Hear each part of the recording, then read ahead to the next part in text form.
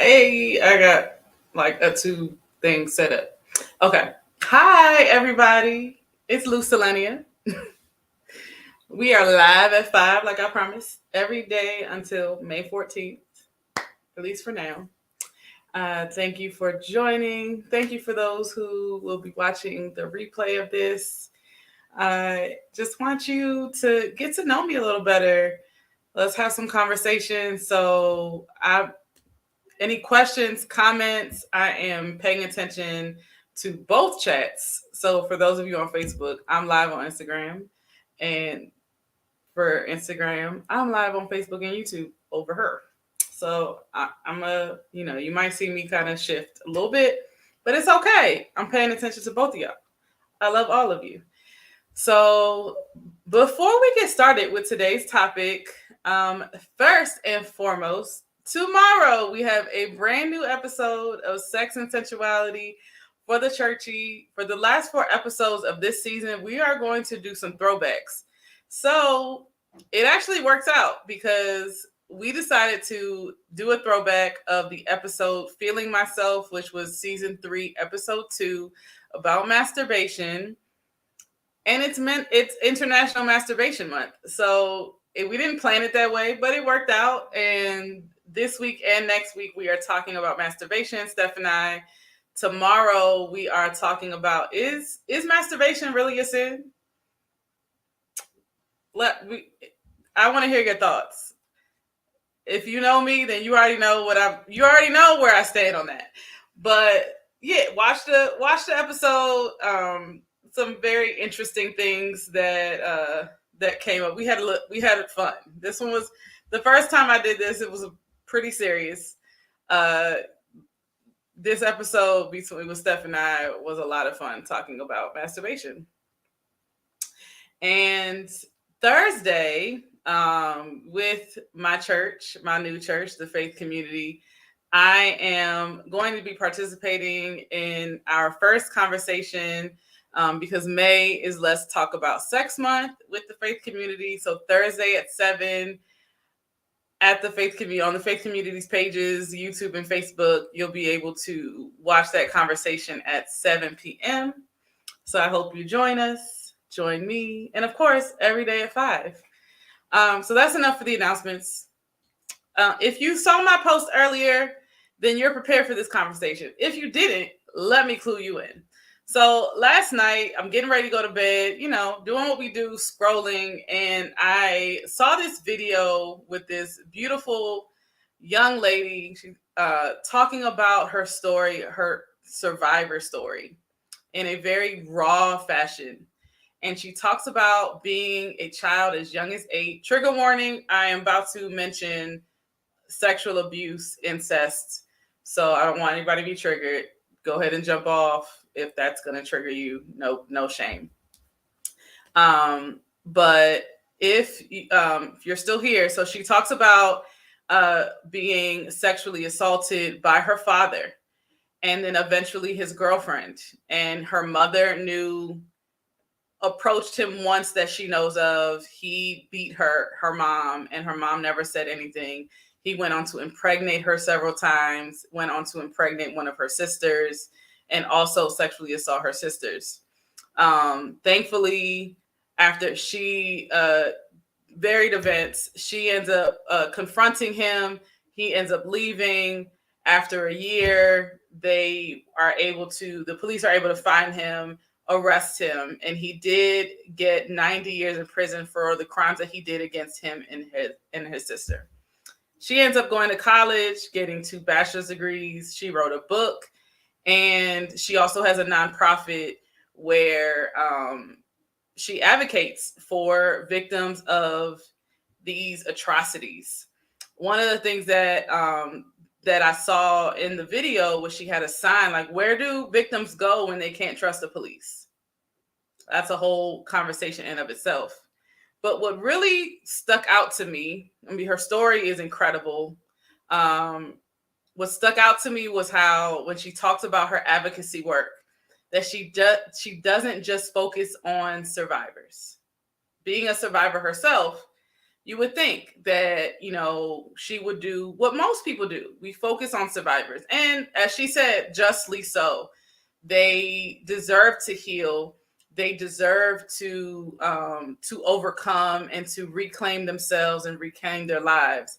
But the other thing that she does with her advocacy work is she focuses on abusers and calling out abuse and holding abusers accountable. Now, why do I mention that? Especially since I've been talking about mother wounds and, sensuality and healing. It really confirmed something for me. You may or may not consider your parents, your mother, an abuser. She might be. She may not have done the things that were done to her. I'm not saying that. Hot take, and I know we get divided when we talk about this. If your parents beat you, that's abuse. I don't care how they call it. If they physically put their hands on you, that's abuse. And that's important. When you are on your healing journey, you may not be like me to get on a platform like this, get on social media, get in front of people in a room, hundreds of people, thousands of people, and be comfortable or be called, because not everyone is called to it, or be called to be very vocal, not just about what I went through, what they did to me, how they did it, what signs to look for. Everybody isn't like that. But even for yourself, hi, Dr. AJ. Even for yourself, it is important. It is so critical on the journey, on the healing journey, to label a thing a thing. How do you heal effectively? And healing, let me be very clear, healing is not fixing. This isn't you're broken and we need to glue you back together. Healing, when I say healing, I am talking about coming back into yourself, healing to the place that you can live your life without that trauma in the past holding you back. And I know some of us think that because we don't think about it and we don't talk about it, that means that we're over it. Maybe. Probably not, though. Because that trauma and that pain and those wounds, they manifest in places that you may not be aware. Thankfully, to social media, trigger is a word that people use all the time. Those triggers are triggers because of something that you went through. That's not just you getting mad. Being angry is a sign that you've been violated or that you feel like someone is taking advantage of you. That is something that feeling is something that God gave us to protect us. But your triggers, whether you are aware of what that is and what is causing that trigger, is because of something,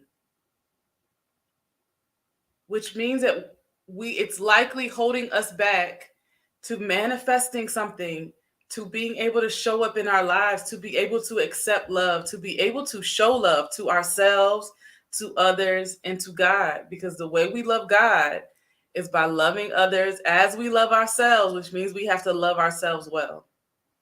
So if nothing else, and what does that mean? What does it mean to love ourselves well? It means we do the things that are in our best interests. It means that we are invested and committed in our own spiritual growth. And not just showing up and crying and praying. I'm not saying for all church folk that watch it, I'm not saying that that's not important. What I am saying though is that's not everything. When was the last time that you took personal inventory about your development spiritually?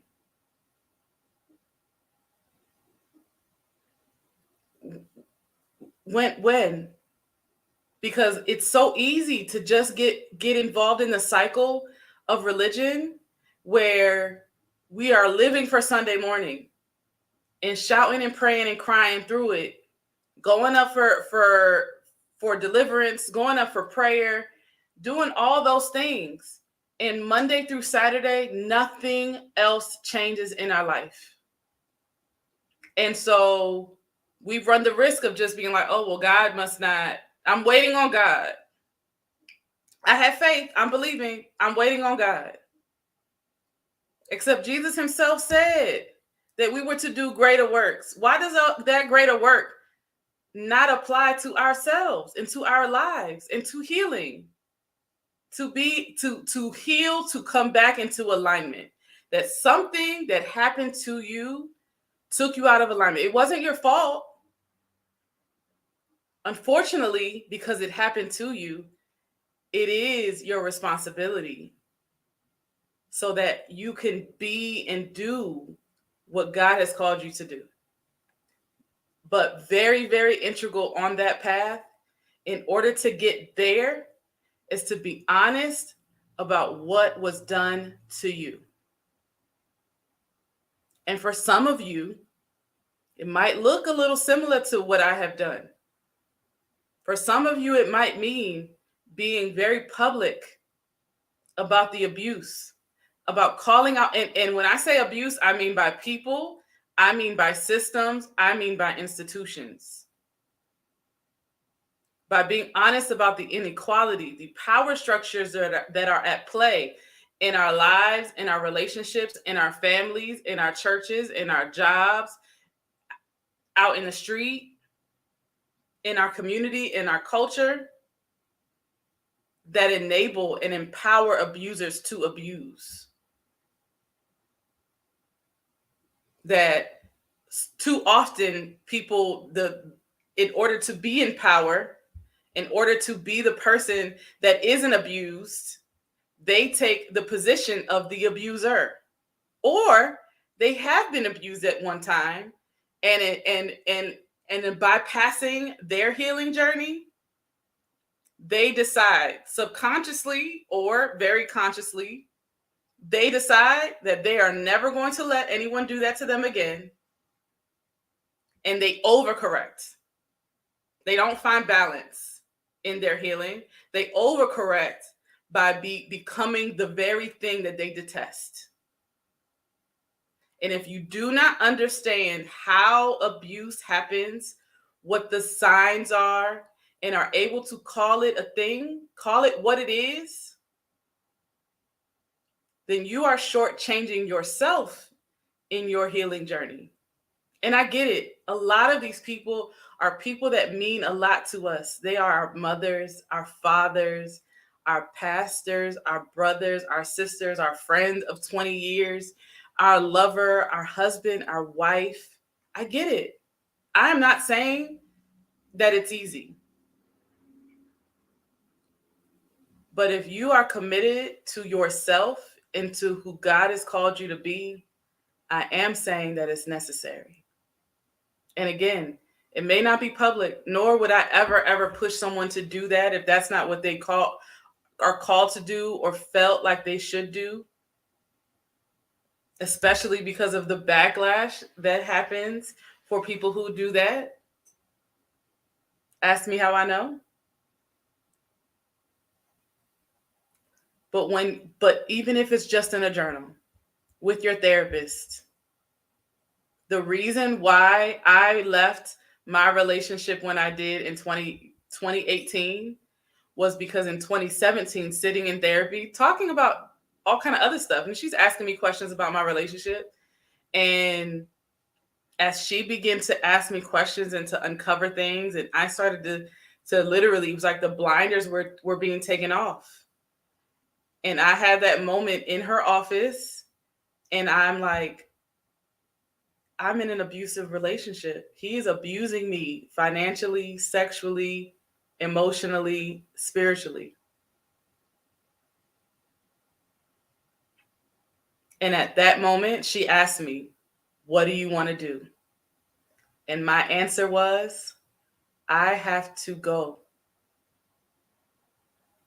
Many who are in that situation or have been in that situation Probably a test. You gotta get to the place where you like, this is what it is. If I would not have been able to be honest in that moment, I would have been there longer. Because we become really tied to who we have created this person to be in our mind, and it's like we're hoping and praying and waiting and wishing for them to become the person that we dream them to be. And if we leave and if we give up, then they never get the chance to redeem themselves and to fulfill our dream. It's the same thing that I had to realize with my mother. I love her to death. I want her to get everything God has for her. But I was still waiting on my real mom to show up, because my real mom would love me in a healthy way. My real mom wouldn't use me. And so if I cut her off, then I never get to know. I never get the opportunity for her to show up. But I'm 40 years old. I've written letters, emails, I've talked, I've cried, I've talked, I've cried. I've in every way that I can possibly do it. I have said to her the things. And I had to let her go on her journey. So and not let her journey, or where she is on her journey, stop me from being on mine. And so now, instead of looking to her to be someone that she isn't, not saying that she can't be, but at this moment, she isn't that person. I have to look within and give myself, one, be honest with myself about what it is, who she is, and then start to take inventory for what I'm looking for her and from her, and give it to myself. What did those people take from you? What are you waiting and wishing that your mother, father, brother, uncle, sister, cousin, boyfriend, whatever is giving to you, they have never, or maybe they do, but they only do it when they want to manipulate you. And as soon as your defenses are down, the cycle of abuse continues. But they have never been able to consistently give you the thing that you deserve: love, respect, kindness.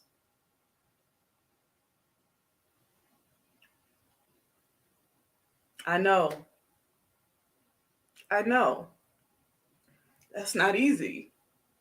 I get it. Because if you let them go, if you call it out, then what? That's hard. But I promise you, it is worth it. There is, for the sake of the cliche, there is light at the end of the tunnel. There is a way out of no way. There are people waiting to love you healthy in ways that you could only dream of, that you have dreamt of. There are people waiting to be the person that you have been to so many. They're waiting to be that person for you. But you are so focused on trying to get this other person to be that you can't even see it. How do I know? Because that was me. Because when I started showing up as who I am and being confident in who God created me to be, instead of trying to shape shift to get the people, my mom and other people, to love me the way I wanted them to love me, I realized, oh, I don't have to perform. I am lovable the way that I am, and so are you. That's where I will end today's Live at 5. I hope that something touched you. I'll be back again tomorrow, 5 o'clock, on all the places: Instagram, YouTube, and Facebook.